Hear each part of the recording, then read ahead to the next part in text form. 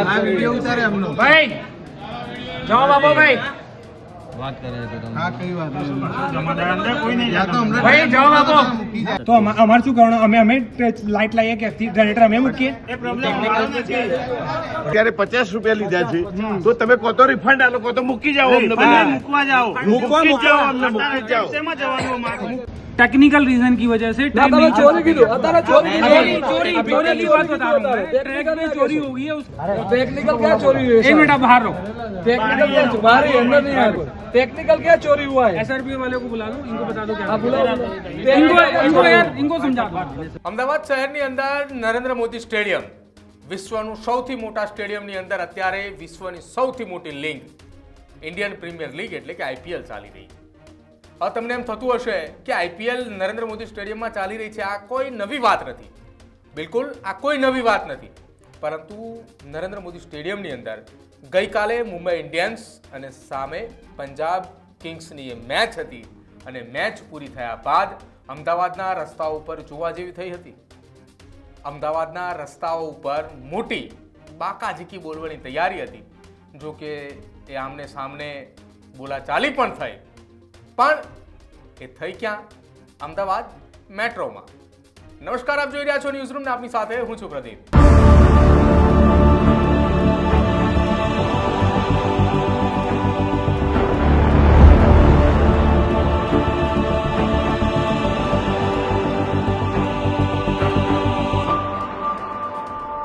અમદાવાદની ઉપર અત્યારે ક્રિકેટનો ફીવર છે.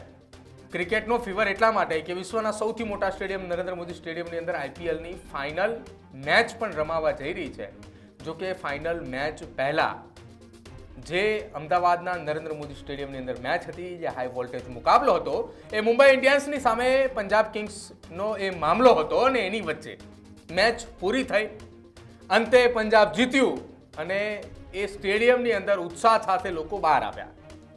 આમ તો જ્યારે જ્યારે અમદાવાદની અંદર ક્રિકેટ મેચનું આયોજન હોય છે ત્યારે રાત્રિ દરમિયાન મેટ્રો ટ્રેન એ લગભગ 1 વાગ્યા સુધી ચાલુ રાખવાનો નિર્ણય એ મેટ્રો દ્વારા લેવામાં આવતો હોય છે. થોડા સમય પહેલાં અચાનક એવા સમાચાર આવ્યા હતા કે મેટ્રોના કેબલની ચોરી થઈ હતી, જેના કારણે લગભગ 3.5-4 કલાક સુધી મેટ્રો બંધ રહી હતી. અને આવું જ કંઈક અમદાવાદની અંદર ગત મોડી રાત્રે ફરી એકવાર થયું. મેટ્રોની અંદર પેસેન્જર બેસી પણ ગયા, મેટ્રો ચાલતી પણ થઈ. થોડી આગળ શું વધી, મેટ્રો ઊભી રહી ગઈ અને મોટી બબાલ સર્જાઈ. જ્યારે એ મેટ્રો ટ્રેનની અંદર બેઠેલા એ તમામ લોકોએ મેટ્રોના કર્મચારીઓને સવાલ કર્યા, ત્યારે એ સવાલના જવાબ એ ખૂબ સાંભળવા જેવા હતા કે એમને શું જવાબ આપ્યા. પહેલા એ તમે સાંભળો એ થયેલી બબાલના એ દ્રશ્યો.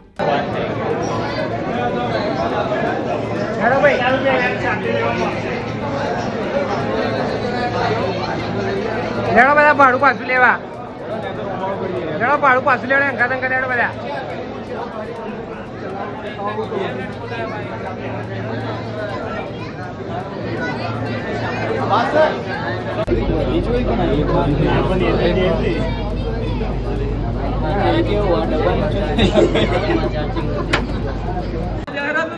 हाँ वीडियो उतारे हम लोग भाई जाओ बाबू भाई बात कर रहे थे तुम। हाँ कई बात અંદર કોઈ નહીં या तो हमने भाई जाओ बाबू મૂકી જાય દરવાજો ખોલો. એમનું કેવું છે કે રિફંડ માટે શું કરવાનું છે એમ કે આટલી પબ્લિક ઊભી છે, પબ્લિક મૂકવા જાઓ. આટલા વાગે ક્યાં જવાનું અમારે? આટલા વાગે થોડી એડવાન્સ આપ્યા છીએ અમે. આ બધી પબ્લિક અહીંયા ઊભી છે, આ બધું શું કરવાનું? એક મિનિટ તમે શાંતિ રાખો તમારું સોલ્યુશન થશે યાર. તમે એમ્બ્યુલન્સ શું કરશો? પૈસા પાછા નહીં લેવા, આટલી પબ્લિક જાય કે લાઈન વોલ્ટેજ જે મેન ને પાવર મળે છે એ એ પણ અમારો પ્રોબ્લેમ નહીં ને યાર. આ તો ટ્રેન નો પ્રોબ્લેમ અમે કોના વિશ્વાસ છે? મેટ્રોના વિશ્વાસ છે. એક મિનિટ તમે બધા આ બાજુ આવી પૈસા જાઓ. લીધા છે અમે. એડવાન્સમાં લીધું છે. ટ્રેન નો જે પ્રોબ્લેમ છે પાવરિંગ મળે છે ને પાવર નથી મળતો બરાબર, હા તો એના હિસાબે ટ્રેન નથી આગળ જઈ તો શકતી. અમારે શું કરવાનું? અમે લાઈટ લાવીએ કે જનરેટર અમે મૂકીએ. એ પ્રોબ્લેમ નથી. અરે તો એડવાન્સમાં પૈસા લીધા છે 3 ગણા તમે. પણ પ્રોબ્લેમ ગમે ત્યારે પાવર નો આવી શકે છે. હા, એટલે તો તમે એટલે તો તમને પાછા રિટર્ન આલાયા. તો અમે શું કરીએ કયો?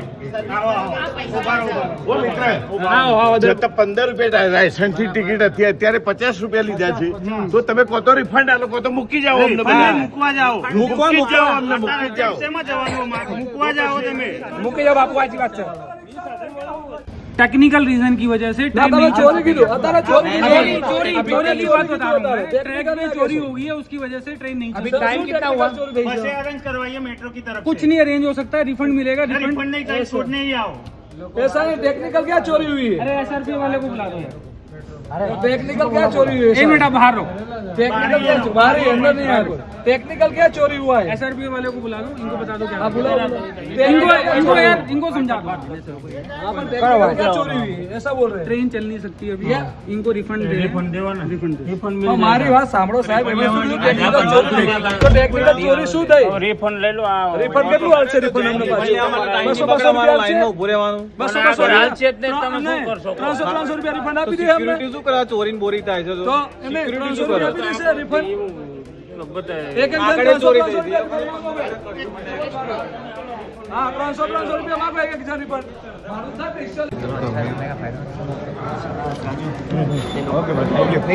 બાબુ ટિકિટો લાવો આપણી. ડબલ લેવાના છે.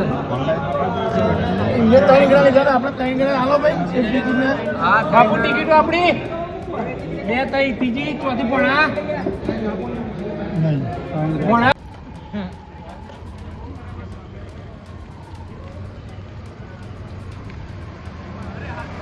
તો અમદાવાદની મેટ્રોની અંદર ગત મોડી રાત્રે થયેલી આ બબાલના દ્રશ્યો છે, જેમાં મેટ્રોના કર્મચારીઓએ કહી રહ્યા છે કે હા, ફરીવાર કેબલની ચોરી થઈ ગઈ છે. હવે ફરીવાર કેબલની ચોરી થઈ હતી કે પછી એ કોઈ બીજું કોઈ કહાની હતી, મેટ્રોના અધિકારીઓએ સ્પષ્ટતા ન કરી, પરંતુ સોશિયલ મીડિયાના માધ્યમથી જે લોકો ક્રિકેટ મેચ જોવા માટે ગત મોડી રાત્રે નરેન્દ્ર મોદી સ્ટેડિયમની અંદર પહોંચ્યા હતા, એ તમામ લોકોએ હાલ આ વિડીયો સોશિયલ મીડિયાની અંદર માધ્યમથી બનાવીને વાયરલ કર્યા છે. આ તમામ લોકોનું એવું કહેવું છે કે અમે ટિકિટ આપી, અમે પૈસા આપીને ટિકિટ લીધી, એ દરમિયાન કેમ ન કહ્યું કે મેટ્રો એ બંધ છે. ટિકિટ લઈ અને મેટ્રોમાં બેસાડી રાખ્યા અને ત્યારબાદ લગભગ અડધી કલાક 45 મિનિટનો સમયગાળો વીત્યો, ત્યાં સુધી એ જવાબ ન આપવામાં આવ્યો કે મેટ્રો કેમ બંધ છે. અને પછી આવડી આ મોટી એ માથાકૂટ ત્યાં મેટ્રો સ્ટેશન ઉપર સર્જાઈ. જો કે મોડી રાત્રે રસ્તા ઉપર લગભગ 300 થી 400 જણાનું ટોળું એ રસ્તા ઉપર હાલતા જોવા મળ્યું હતું. તમારું શું માનવું છે આ બબાલને લઈને? શું આ બબાલ થવા પાછળનું કારણ એ મેટ્રોના કેબલ ચોરાઈ ગયા હશે કે પછી એ કોઈ બીજું કારણ હતું અને મેટ્રોના કર્મચારીએ ન જણાવ્યું? આપનો અભિપ્રાય મારા કમેન્ટ સેક્શનની અંદર જરૂર જણાવજો. અને IPL કેવી લાગી રહી છે અને ફાઇનલ મુકાબલો છે, ફાઇનલમાં આવું ન થાય એવી તકેદારી તો મેટ્રોએ લીધી છે. તમને લાગી રહ્યું છે આવું ફરીવાર થવાની શક્યતા ખરી હોય તો કમેન્ટમાં જરૂર જણાવજો. જોતા રહેજો ન્યૂઝરૂમ. નમસ્કાર.